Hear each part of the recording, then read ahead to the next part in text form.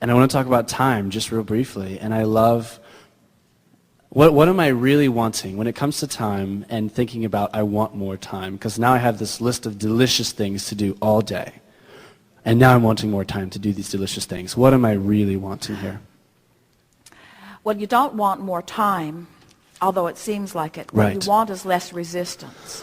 You want more bang for your buck. You want more satisfaction within the time. You want more productivity. You want more expansion within the time. Gotcha. And so the feeling of time shortage Yes.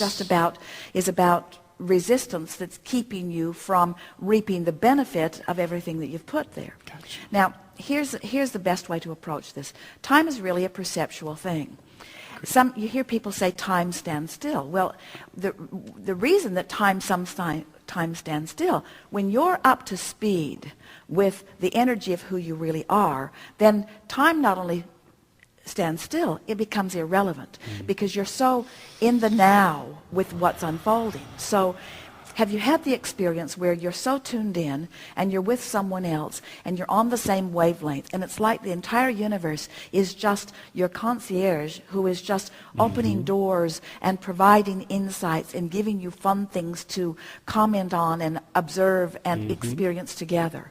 So what you're really looking for is the leverage of being in the vortex.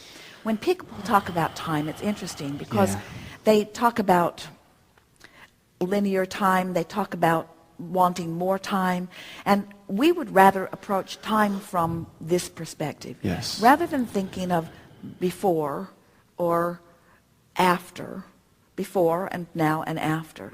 If you will think instead of expansion, in other words, prior to this conversation, the universe had not expanded as far as it has because of this conversation. The universe has expanded because of this interaction. It is more now. So rather than thinking of time, think in terms of your personal expansion. And when you think in terms of your personal expansion, and you think in terms of being up to speed with the furthest, most expanded part of you, then it's like everything moves together. Imagine an airplane high in the sky, 50,000 feet, 500 or 600 miles an hour. You're looking out the window and everything looks pretty calm. Put that same aircraft on the ground, it's not calm at that speed.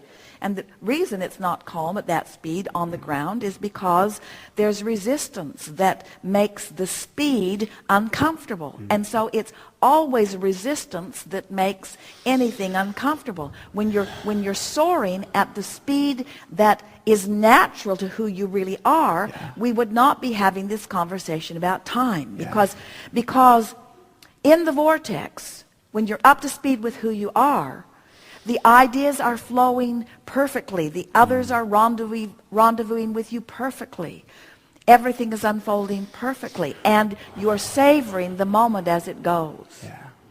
So shortage, whether it's time shortage or money shortage or space, any shortage consciousness is always an out of the vortex experience. Just say to yourself frequently, there is huge leverage in the vortex. Leverage of time, leverage of power.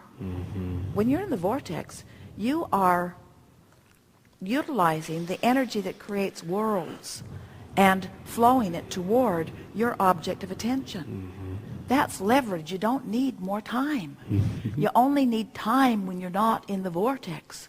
When you're not in the vortex, it takes lots of time and lots of manpower and lots of drag and lots of things around and lots of trying to control the uncontrollable and lots of wrestling uncontrollable things to the ground. In other words, when you're not in the vortex, then you need all of that stuff. When you're in the vortex, you have everything at your fingertips, you see.